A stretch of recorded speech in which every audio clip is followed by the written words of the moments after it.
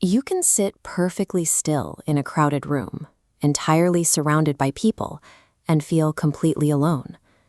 Before a single word is spoken, you absorb the tension, the quiet resentments, and the unsaid feelings of everyone around you. People have probably called you wise, intense, or hard to read. You crave profound, soul-bearing connection with others, yet after a few hours of socializing, you feel an overwhelming need to vanish into a quiet room and close the door, just to recharge your nervous system. This grid represents a typical cross-section of society. 98 of these people share common psychological wiring, but these two highlighted in bright contrast represent the INFJ, statistically the rarest personality type on Earth. You have simply spent your entire life being the statistical exception in every room you enter. To understand why you feel like a lifelong outsider, we have to look past the labels and see exactly how your mind is wired. This glowing central node illustrates the primary driver of the INFJ mind, a cognitive function called introverted intuition. You can think of it as a background processing engine. A micro-expression here, a shift in tone there, and hands you a sudden, complete conclusion. It is that famous gut feeling, giving you a deeply accurate sense of where a situation is heading without you knowing exactly how you figured it out. Now, notice this outer, permeable ring forming around the center. This is your co-pilot, extraverted feeling. It acts as an always-on radar that involuntarily absorbs the emotions of other people. If you walk into a tense room, your own mood shifts to match it, making you deeply caring but quickly drained. Beneath that radar, a rigid, geometric grid builds out to support the system. This is introverted thinking. It takes all those chaotic, absorbed emotions and strictly organizes them. It is the internal logic engine that allows an INFJ to be incredibly warm and empathetic one moment, and precisely, coldly analytical the next. And at the very bottom lies a fragile, flickering foundation, extroverted sensing. This is your mental blind spot. It governs the ability to be present in the physical here and now. Because your mind is so top-heavy with future projections and abstract feelings, simply living in your body and experiencing the present moment is an immense struggle. This specific stacking of psychological gears creates a living paradox. You have a mind built to perfectly map and understand the inner worlds of everyone around you, while keeping you trapped entirely inside your own head.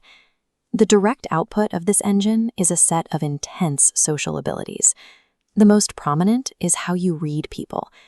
By combining your intuition with your emotional radar, you often understand a person's motives and hidden pain better than they understand themselves. You also possess an unmatched capacity for depth. 10 minutes of casual small talk about the weather will drain your battery to zero. But place you in a 3 a.m. conversation about life, death, and human purpose, and you completely come alive. You make people feel truly met. And beneath your natural baseline of gentle harmony is a quiet conviction. You are highly accommodating right up until a situation threatens your core values. When that line is crossed, your compassion instantly hardens into an immovable spine of steel. But carrying that much weight has a physical cost. Psychologists call it the empath hangover.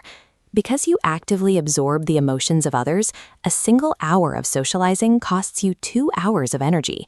You can love your friends dearly and still need to disappear for an entire weekend to wring out the psychological weight you took on. This leads to the infamous INFJ door slam.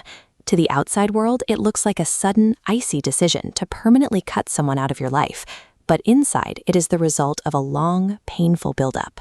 It is a necessary mechanism of self-protection, deployed only after you have given too much of yourself to someone who refused to handle it with care. You hold yourself to impossibly high internal standards. You give endless attention to others, but struggle deeply to ask for anything in return, leaving you with a lifelong ache of feeling like no one ever truly understands you. The exhaustion you feel, the burnout, the sudden need to vanish, these are not character flaws. They are the literal, unavoidable costs of operating a high-capacity empathic nervous system in a noisy world. Because of how deeply you process reality, casual environments feel abrasive.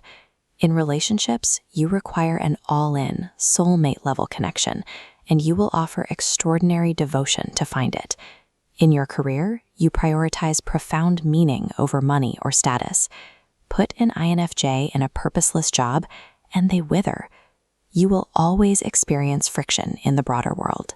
Environments that are dismissive, fake, or cruel directly clash with your wiring, often leading you to overgive to fix the situation until you are completely empty, silently resenting the people you helped.